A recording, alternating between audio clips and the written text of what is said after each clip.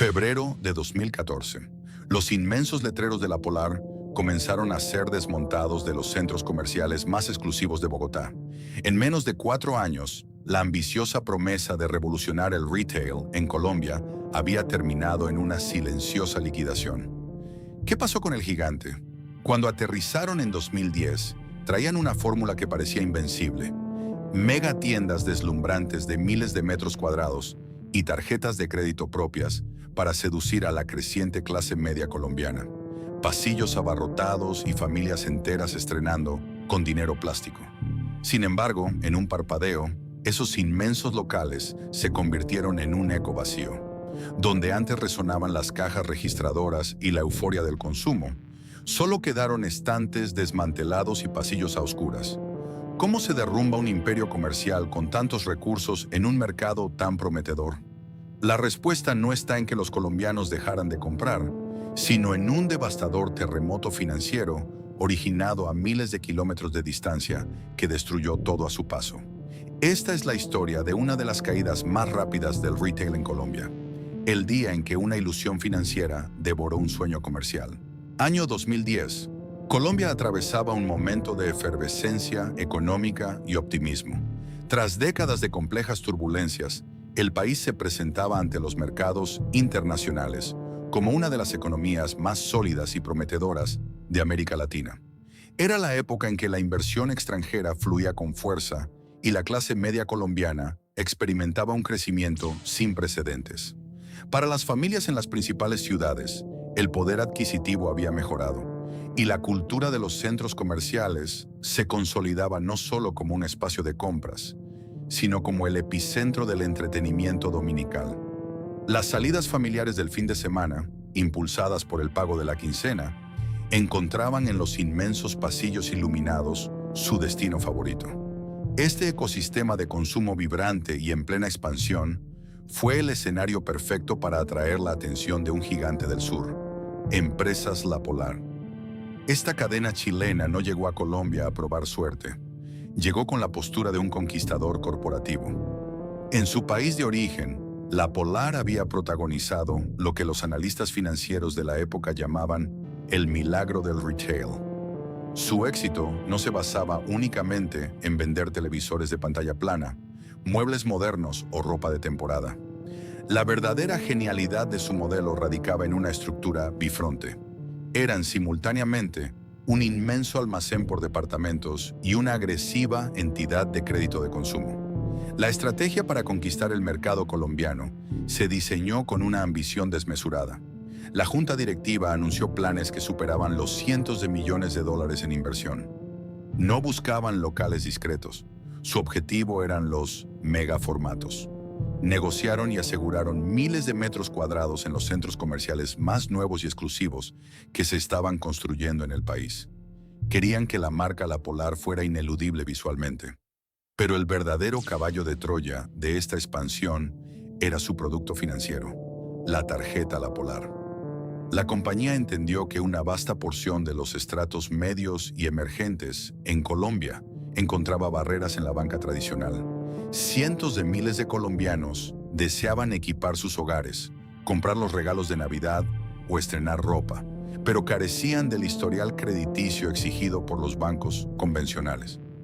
La Polar trajo consigo la promesa de la democratización del consumo. Ofrecían tarjetas de crédito propias con requisitos mínimos, aprobaciones casi inmediatas con solo presentar la cédula de ciudadanía y un sistema de cuotas pequeñas que hacía parecer que cualquier lujo estaba al alcance de la mano.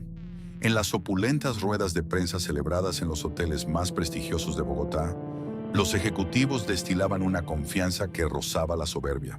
Ante las cámaras, proyectaban gráficos de crecimiento exponencial y prometían generar miles de empleos directos. Para la cúpula directiva, el consumidor colombiano era simplemente una extensión matemática de su consumidor chileno. Estaban convencidos de que su fórmula era infalible y de que su maquinaria de crédito y retail operaría con la misma precisión de un reloj suizo en territorio andino. La promesa de expansión era deslumbrante. Los medios especializados en economía aplaudían la audacia de la marca. Sin embargo, Bajo esa superficie de proyecciones optimistas, latía una tensión silenciosa y peligrosa. La fe ciega de los altos mandos en su propio modelo de crédito les impidió ver que estaban construyendo un castillo inmenso sobre unos cimientos extremadamente volátiles. Ignoraron que sustentar gigantescos almacenes de miles de metros cuadrados, dependiendo financieramente del endeudamiento masivo de consumidores de alto riesgo, requería un control interno impecable. Pero en ese momento de euforia corporativa en 2010, nadie quería mirar las grietas. Los contratos estaban firmados, los letreros gigantes estaban siendo ensamblados y la maquinaria de marketing estaba lista para encenderse. La promesa de la Polar había echado raíces en la imaginación del consumidor colombiano, preparando el escenario para un desembarco que, en sus primeros días, parecería una victoria absoluta. El aterrizaje de la Polar en Colombia no fue discreto. Fue una declaración de guerra comercial diseñada para deslumbrar. Para el año 2010, Bogotá se había consolidado como la joya de la corona para el retail internacional, y la compañía chilena eligió el sur de la capital para dar su primer gran golpe. El escenario perfecto fue el recién inaugurado Centro Mayor, que en ese momento se alzaba como el centro comercial más grande de Colombia y uno de los más imponentes de América Latina.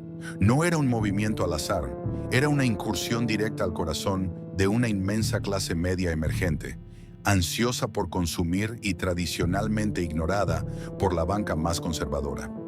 El día de la gran apertura, la magnitud de la operación quedó a la vista de todos. La Polar no abrió una tienda, inauguró un mega formato de miles de metros cuadrados.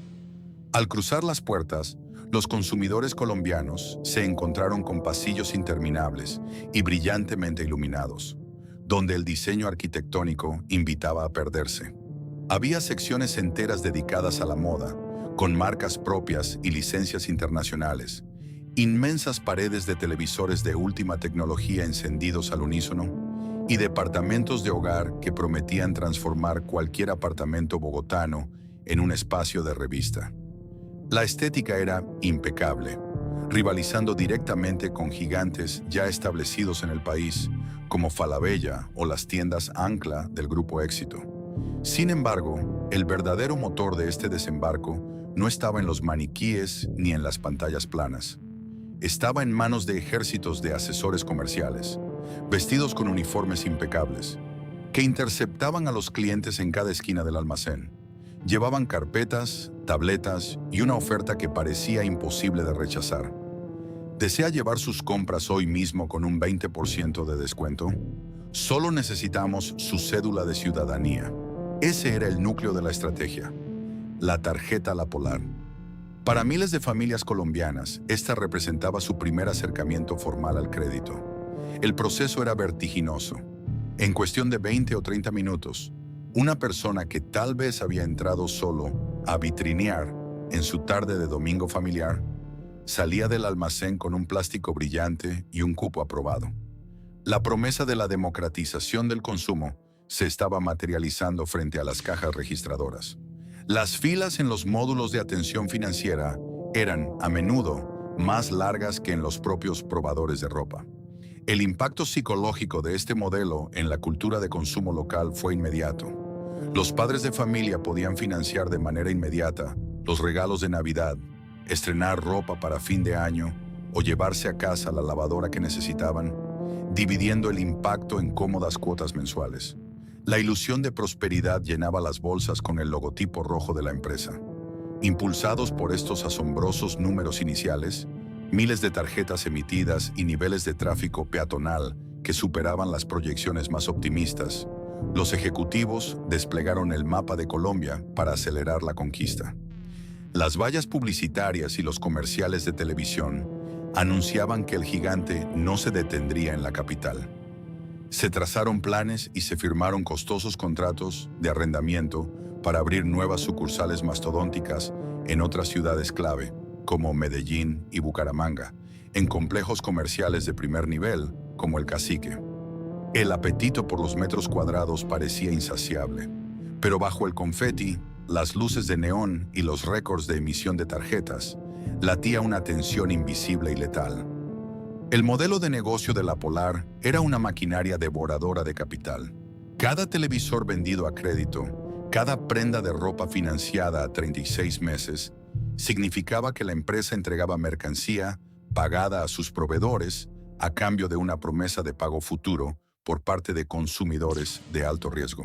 Para que las inmensas tiendas de Colombia pudieran mantener sus estantes llenos, pagar los estratosféricos costos de arrendamiento en los centros comerciales y cubrir la nómina, dependían de una inyección de liquidez constante y masiva proveniente de la casa matriz en Santiago de Chile.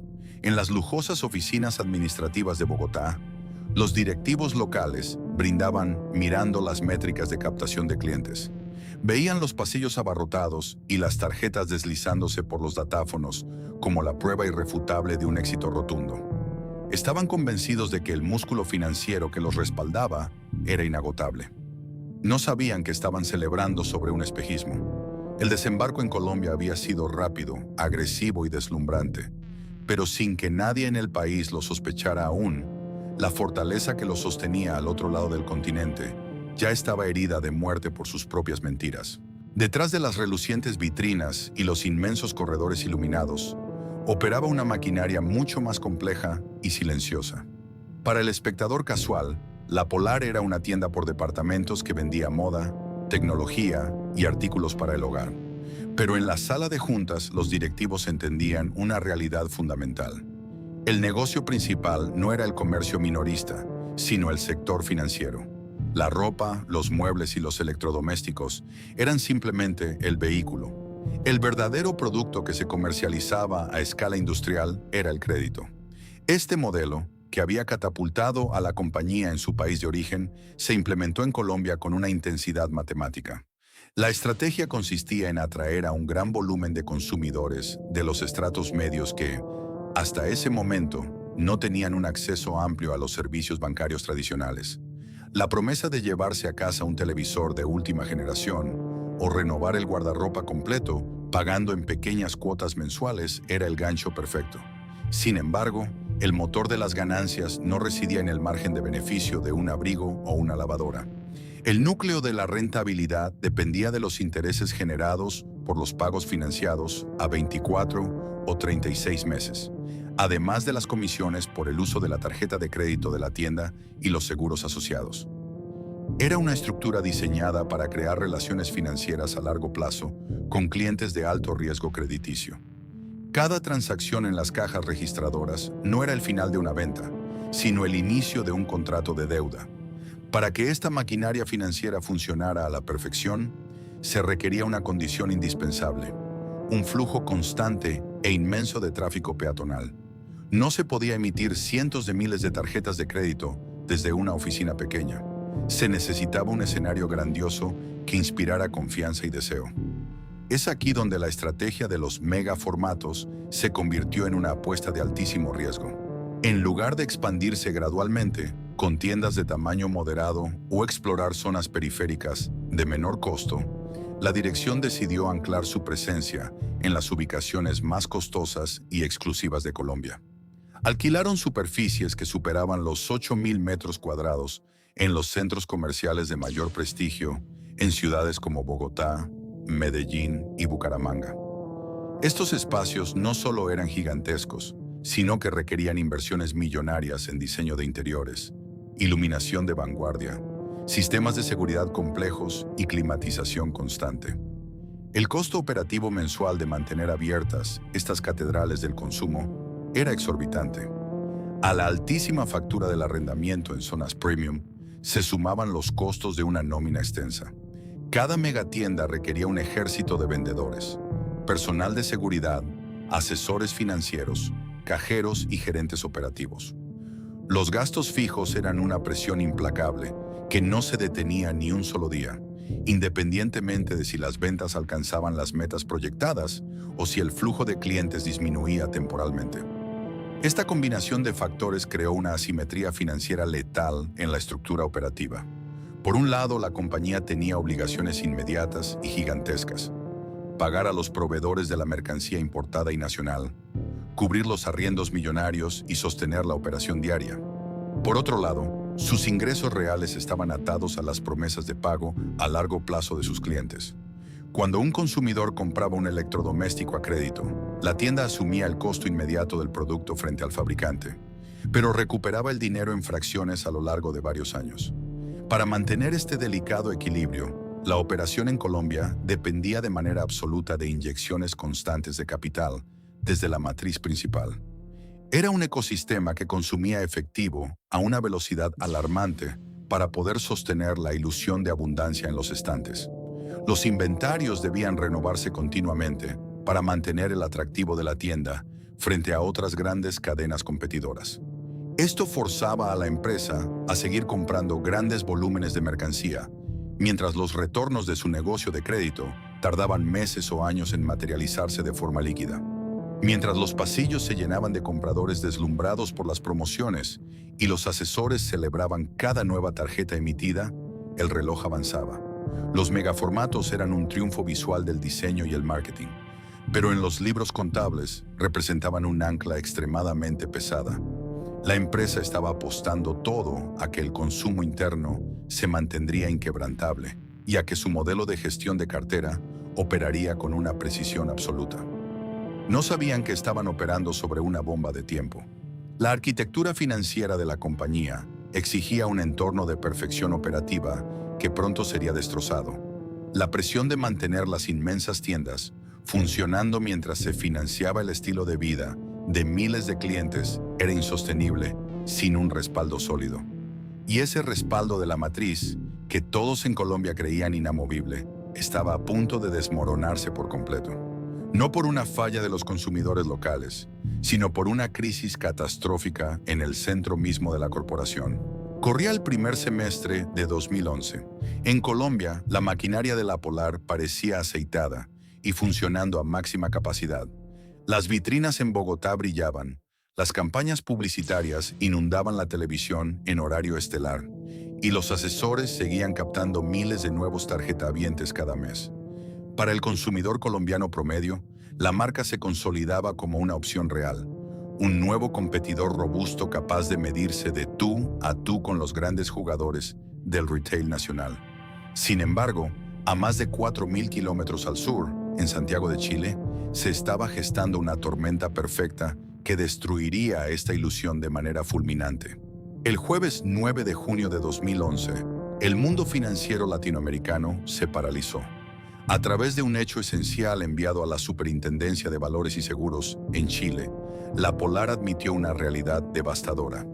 Debían realizar provisiones extraordinarias por un monto que en ese momento inicial se calculaba en cientos de millones de dólares. Era el estallido público de lo que la prensa internacional pronto bautizaría como uno de los mayores escándalos corporativos en la historia de la región. El llamado milagro del retail, aquel modelo financiero que los directivos habían exportado a Colombia con tanta arrogancia, resultó ser un gigantesco espejismo contable. La práctica que mantenía a flote la compañía en su país de origen era tan audaz como ilegal: las repactaciones unilaterales.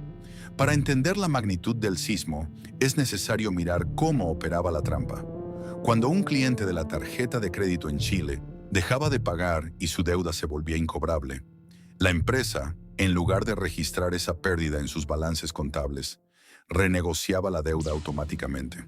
Extendían los plazos, capitalizaban los intereses moratorios y transformaban mágicamente una cartera vencida en un crédito vigente y saludable.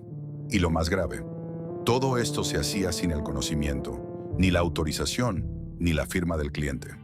Durante años, esta maniobra permitió a los altos ejecutivos de la matriz ocultar el riesgo real de su negocio crediticio.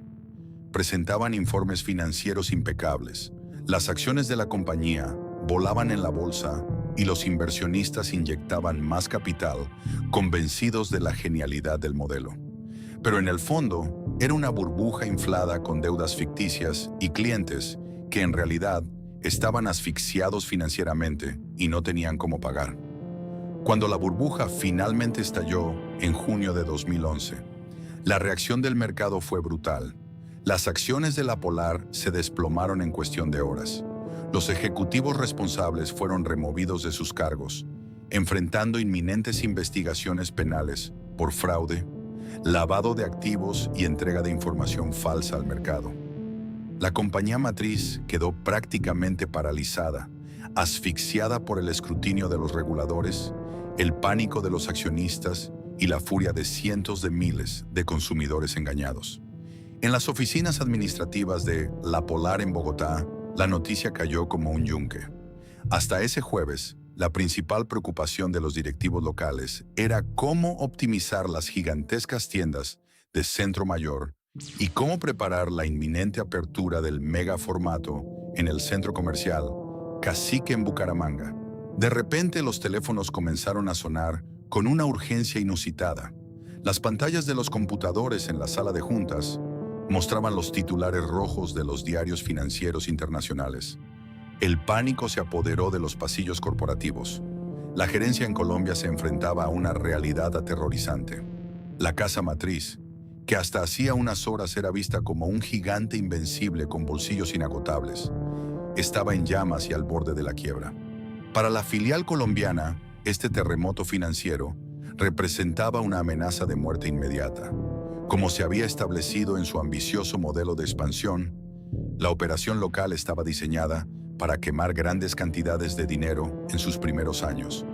Los inmensos locales, los inventarios millonarios, la gigantesca nómina y la agresiva emisión de tarjetas de crédito dependían vitalmente de las transferencias de capital que llegaban mes a mes desde Santiago.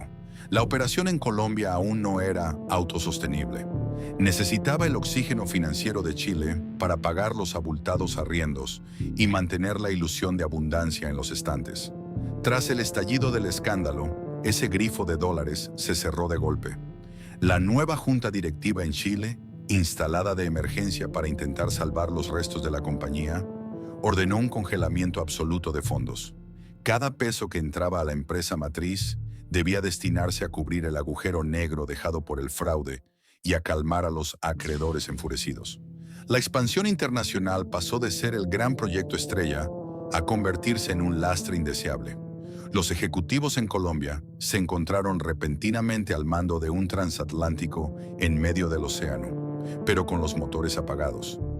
Aunque ese fin de semana las tiendas en Bogotá seguían llenas de familias que paseaban bajo las luces de neón y las cajas registradoras continuaban imprimiendo recibos, en el corporativo sabían que todo había cambiado. La tensión era palpable.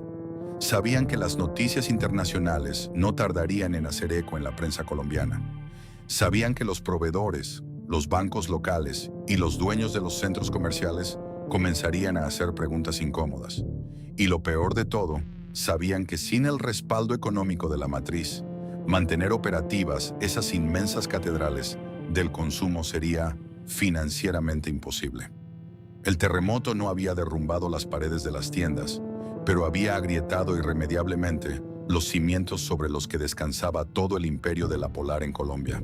La onda expansiva del escándalo en Santiago de Chile no tardó en cruzar el continente y golpear con fuerza las puertas de la operación en Colombia.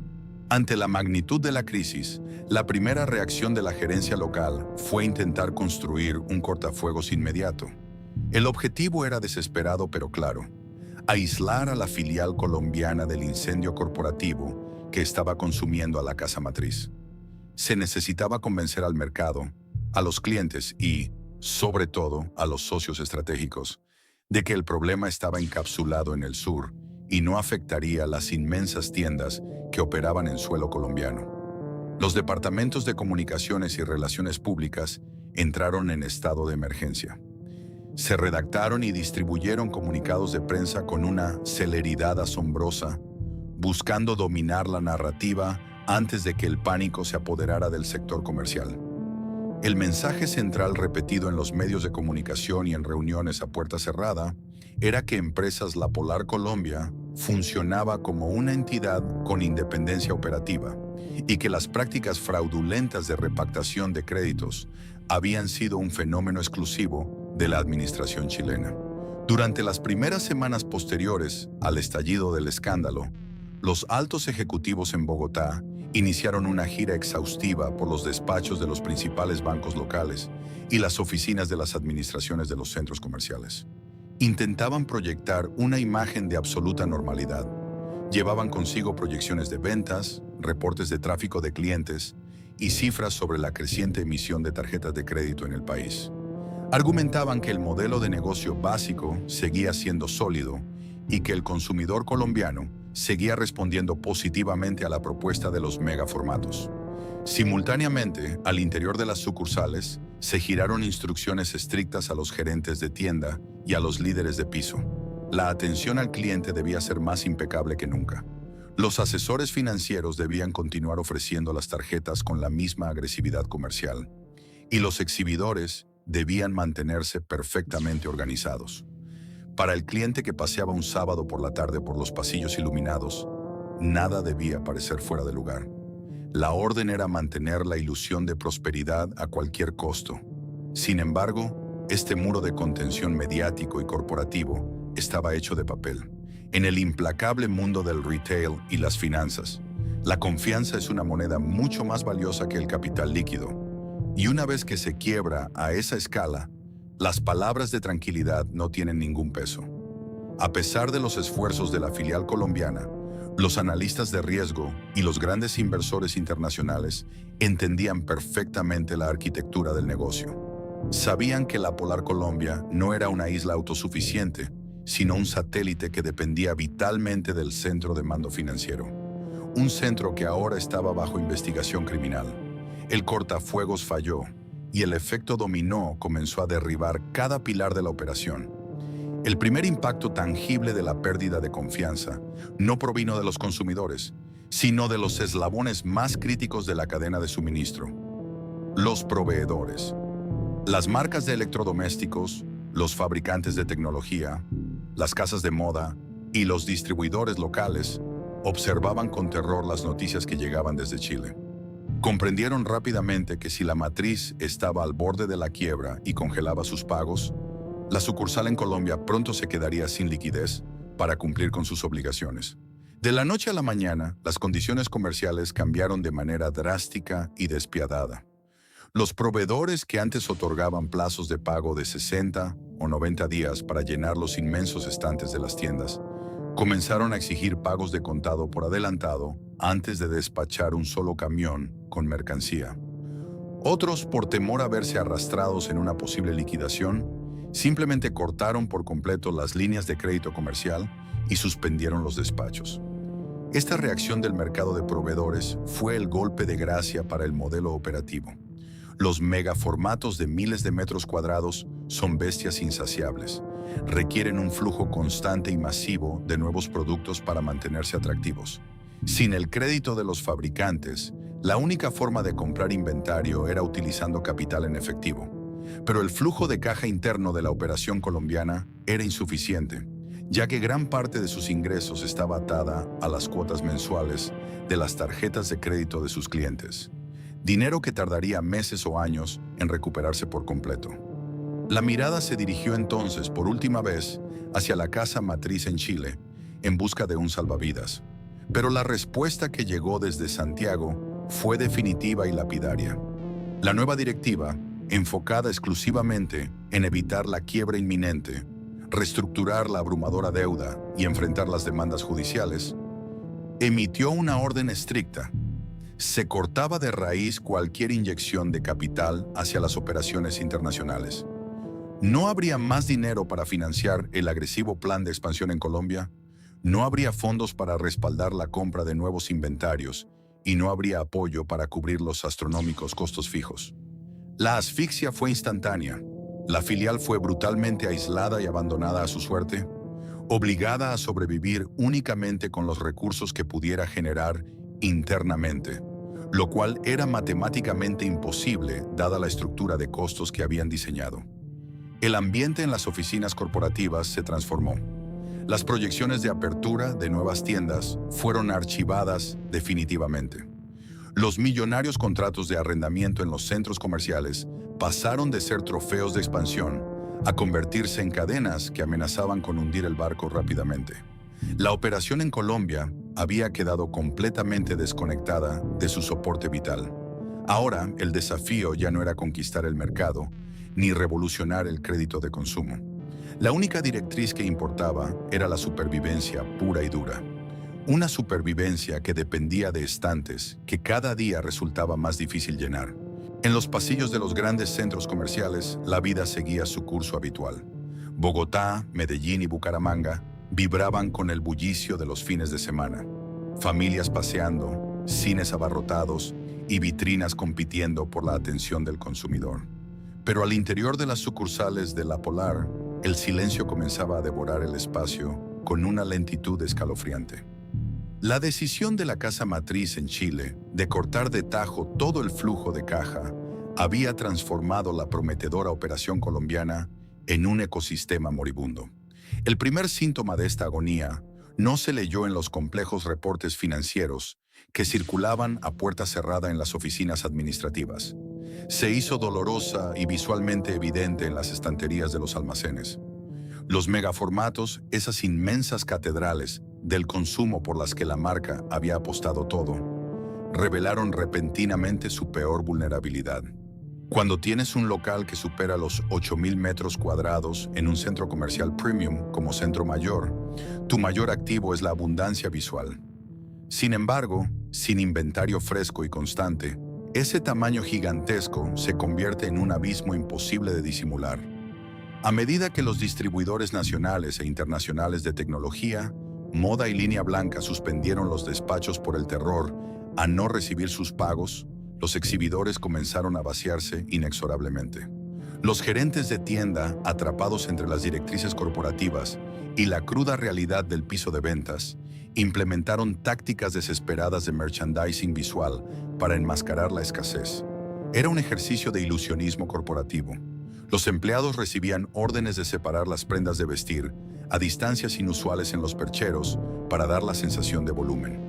Expandían las zonas de muebles y decoración del hogar para ocupar los inmensos metros cuadrados que dejaban libres los electrodomésticos agotados. Incluso llegaron a apagar la iluminación de sectores enteros bajo la excusa de supuestas remodelaciones de inventario que jamás llegarían a concretarse. Pero el consumidor colombiano, acostumbrado a la competitividad del retail moderno, no tardó en notar la farsa. Las familias que ingresaban los fines de semana, muchas de ellas con la intención de usar sus tarjetas de crédito recién aprobadas, se encontraban con pasillos fantasmales. Las imponentes paredes que antes exhibían decenas de televisores encendidos al unísono, ahora mostraban espacios vacíos o modelos descontinuados. Las tallas de ropa estaban incompletas y las marcas de prestigio habían desaparecido sin dejar rastro. La deslumbrante promesa de lujo accesible de hacía apenas un par de años se había oxidado por completo. La iluminación de vanguardia, instalada a un costo altísimo, ahora solo servía para resaltar cruelmente las repisas de acero desnudas. El drama más profundo y silencioso de esta caída, sin embargo, no lo vivían los ejecutivos que calculaban las pérdidas en hojas de cálculo, sino el batallón de empleados de piso. Cientos de vendedores, cajeros, asesores financieros y personal de logística llegaban cada mañana a cumplir su turno, vistiendo uniformes impecables y portando sus escarapelas, para atender un almacén que se desangraba a la vista de todos. Era una batalla psicológica brutal. Se les exigía mantener la sonrisa, la cortesía y la disposición al servicio en un entorno donde, literalmente, no tenían mercancía real para ofrecer al público. Para los asesores comerciales de la tarjeta La Polar, la situación era devastadora. Su sustento económico, al igual que su motivación, dependía casi exclusivamente de las comisiones generadas por la emisión de nuevos plásticos y la colocación de seguros o avances en efectivo. Pero la lógica del mercado es implacable. ¿Quién querría someterse a un estudio de crédito para adquirir una tarjeta exclusiva de un almacén que no tiene nada nuevo que vender? Las largas filas en los módulos de atención financiera, que en 2010 le daban la vuelta a la sección de tecnología, se evaporaron. En su lugar, los empleados debían soportar jornadas enteras de inactividad, interrumpidas únicamente por los reclamos de clientes confundidos o molestos. Los compradores habituales preguntaban por qué sus marcas favoritas de zapatos ya no estaban disponibles. ¿Por qué los catálogos prometían ofertas que no existían en la tienda física? ¿O por qué el surtido era tan precario en comparación con los gigantes del retail, ubicados a solo unos pasos de distancia en el mismo centro comercial? Las respuestas de los vendedores siempre eran evasivas institucionales ensayadas, pero sus miradas delataban la verdad. La impotencia y la zozobra se apoderaron de las zonas de descanso y las cafeterías de empleados. Durante los recesos, los trabajadores leían las noticias internacionales en sus teléfonos móviles, siguiendo el desarrollo del juicio en Chile, plenamente conscientes de que la crisis a miles de kilómetros de distancia estaba dictando su propio desempleo en Colombia. El sentido de pertenencia y el orgullo corporativo de los primeros días se transformaron en una pesada incertidumbre. Sabían que estaban trabajando a bordo de un barco fantasma. Se presentaban a sus puestos todos los días a sabiendas de que el naufragio final no era una posibilidad que pudieran evitar con su esfuerzo, sino una certeza matemática que solo dependía del calendario. Mientras la Polar agonizaba en cámara lenta a lo largo de los años 2012 y 2013, el ecosistema comercial no detuvo su marcha para esperarlos. El sector del retail en Colombia es un terreno salvaje y extremadamente competitivo, y la debilidad atrae a los depredadores. Los grandes conglomerados, desde las consolidadas tiendas por departamentos de capital chileno hasta las fuertes cadenas nacionales, olieron la sangre en el agua y no mostraron ninguna piedad. Aprovecharon la parálisis de la Polar para capturar agresivamente su cuota de mercado. Los clientes que alguna vez fueron seducidos por la novedad y que financiaban sus compras de quincena o los regalos del Día de la Madre en las cajas rojas, migraron rápidamente. Fueron absorbidos por catálogos actualizados y modelos de crédito de otras entidades que sí podían ofrecer estabilidad, inventario constante y la experiencia de abundancia que el colombiano exige al ir de compras. Frente a esta estampida de consumidores, la gerencia local de la Polar quedó completamente maniatada. Sin capacidad de reacción estratégica y sin un solo peso para pautar publicidad masiva en televisión o prensa, su rol quedó reducido a administrar la miseria. Se lanzaron campañas de descuentos agresivos y liquidaciones encubiertas. El objetivo ya no era posicionar la marca ni atraer nuevos consumidores para fidelizarlos. La única meta era convertir en efectivo rápido la poca mercancía rezagada que quedaba atrapada en las bodegas. Necesitaban liquidez inmediata para pagar la nómina quincenal, cubrir las astronómicas facturas de servicios públicos de los megalocales y ganar unas cuantas semanas más de vida institucional. Pero ni siquiera los avisos de rebajas lograron revertir el éxodo definitivo de compradores.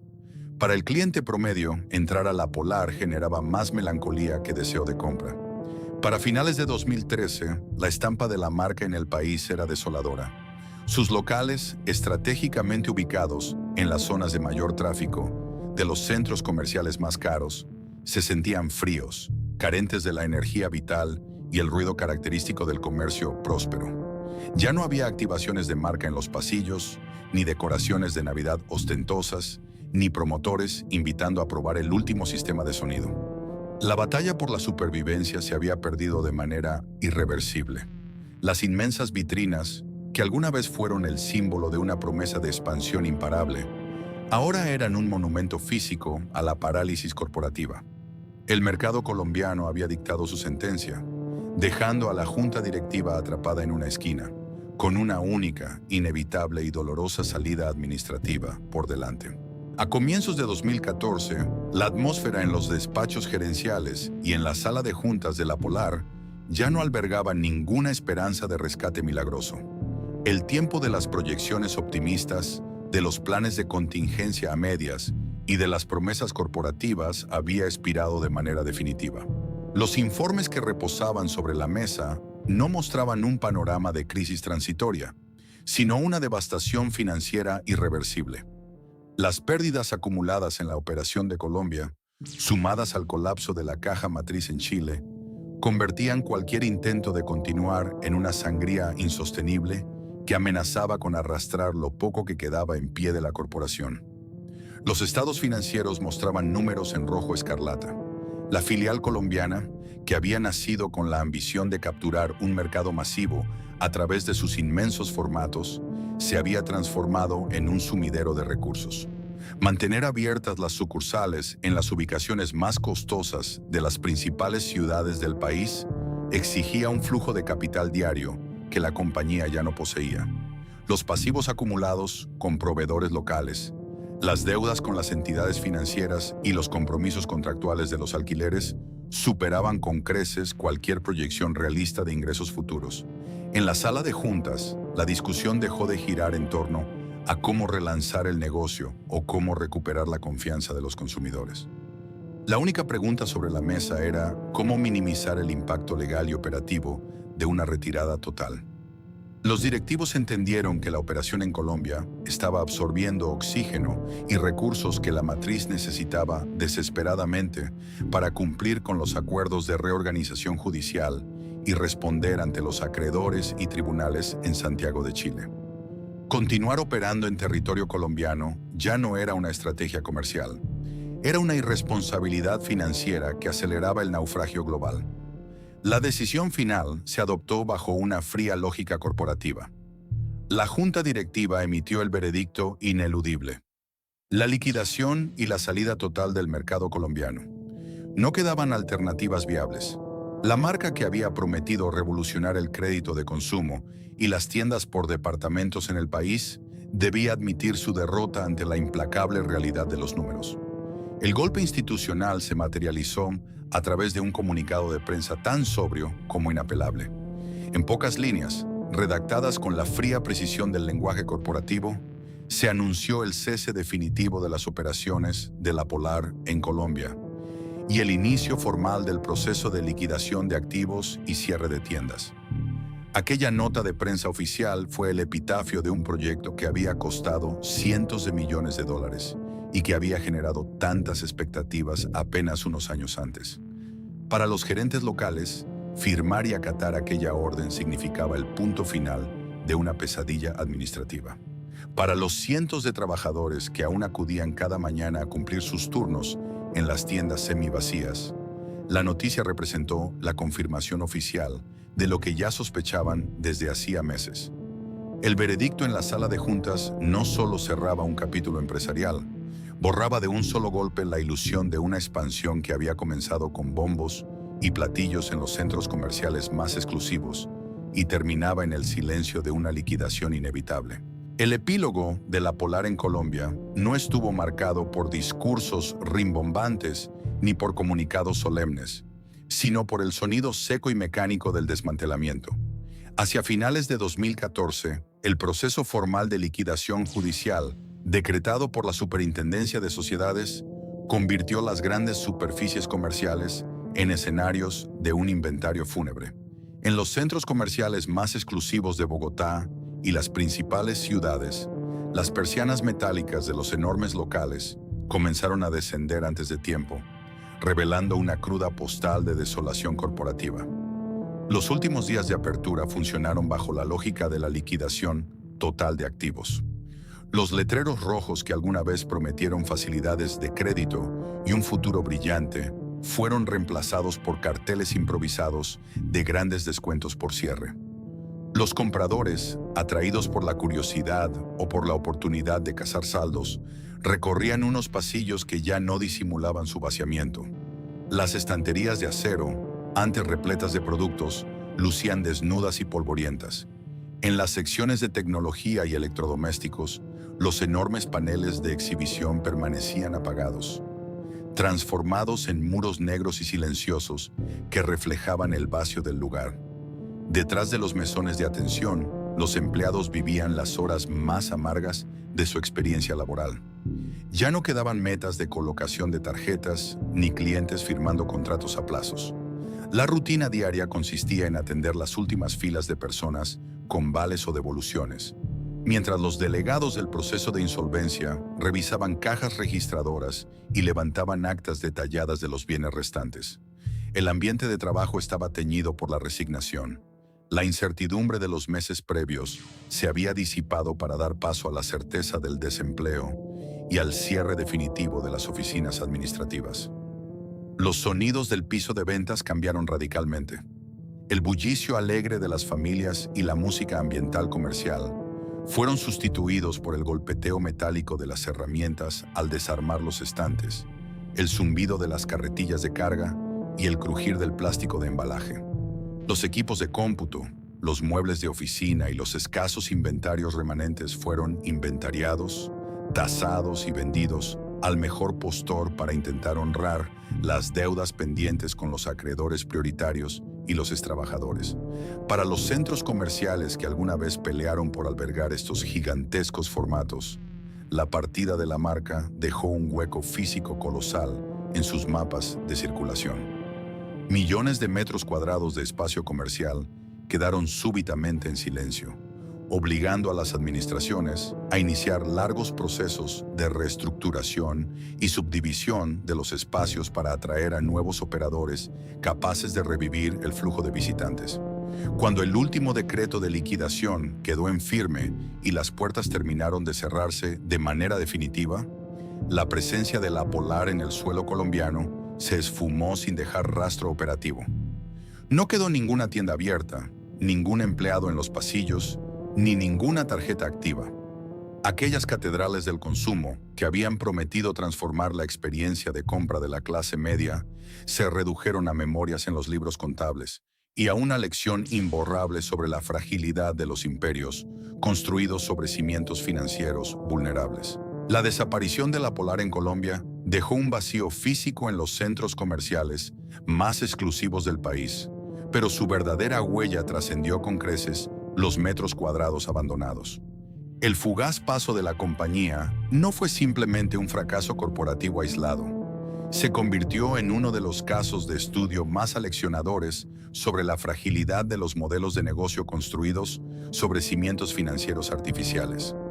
La estela que dejó tras su estrepitosa retirada obligó a analistas, economistas y expertos en comercio minorista a repensar los límites de la expansión acelerada en el dinámico mercado latinoamericano.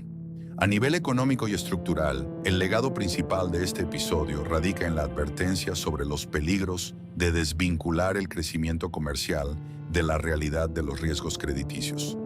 La promesa de democratizar el consumo mediante la emisión masiva de tarjetas de crédito sin los filtros adecuados demostró ser una estrategia de corto aliento.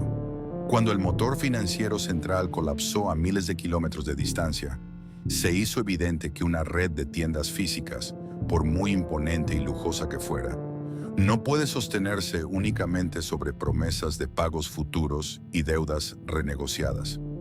El mercado colombiano aprendió de la manera más dura que la expansión basada en espejismos contables siempre termina por disiparse ante la primera tormenta real. Para los centros comerciales que alguna vez abrieron sus puertas con entusiasmo a los inmensos formatos de la marca, la lección estuvo ligada a la gestión de la diversificación y la estabilidad de los arrendatarios. Los espacios colosales que quedaron vacíos tras la liquidación exigieron un esfuerzo titánico de reingeniería arquitectónica y comercial. Las administraciones comprendieron que depender de un único operador masivo que abarque superficies desproporcionadas representa un riesgo latente para todo el ecosistema del centro comercial.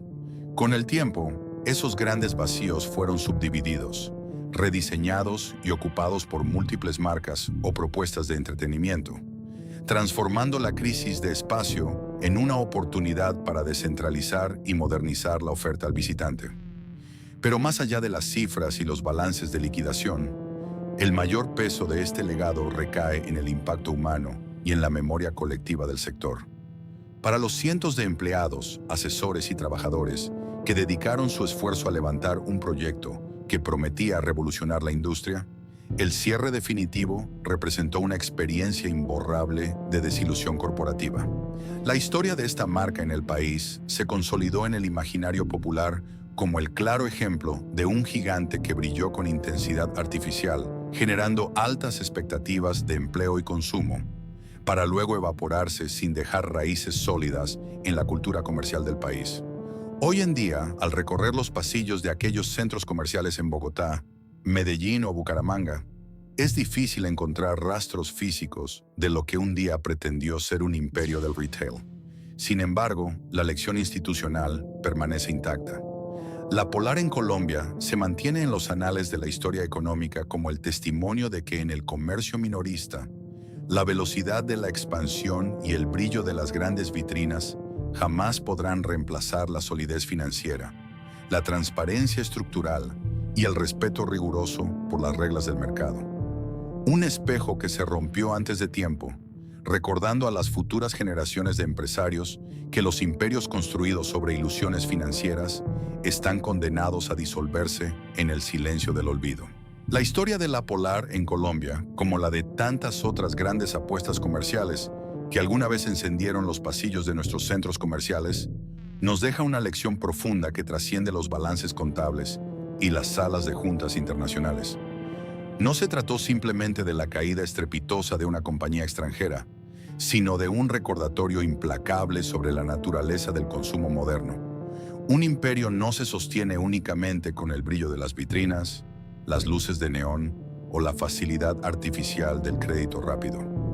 Cuando los cimientos económicos se construyen sobre espejismos financieros, el colapso, tarde o temprano, se convierte en la única certeza.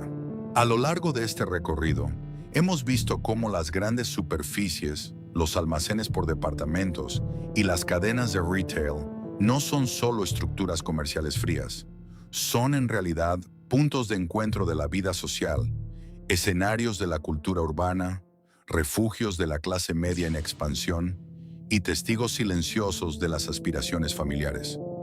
Cuando una persiana metálica baja para no volver a subir, no solo se apagan las cajas registradoras, se desvanece un fragmento de la memoria colectiva de una ciudad, de un barrio y de toda una generación que vio en esos pasillos la promesa tangible de la modernidad. El comercio minorista en Colombia es un territorio dinámico, salvaje y profundamente humano. Las marcas nacen, crecen, brillan con intensidad y, en muchas ocasiones, se desvanecen cuando pierden el contacto con la realidad de sus clientes o cuando la fragilidad interna supera al tamaño de su fachada.